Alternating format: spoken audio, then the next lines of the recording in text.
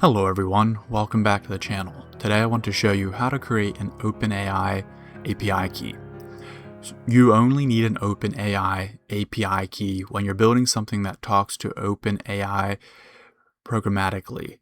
So not when you're using ChatGPT in the browser or desktop app. So you can think of it this way. If you're clicking and chatting in ChatGPT, no API key is required. But if you're coding or automating or integrating OpenAI into an automation, you will need an API key.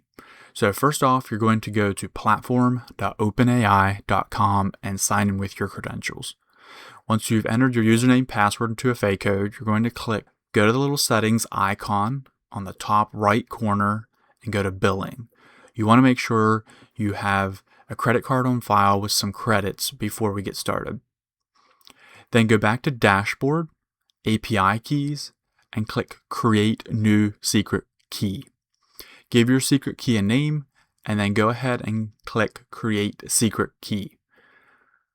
Once you have the key, copy it and save it at a secure location. This is like a password, so you do not want to share this with anybody. Okay, that is how you create an API key. If you have any questions or comments, please leave those in the comment section below. And as always, thanks for watching.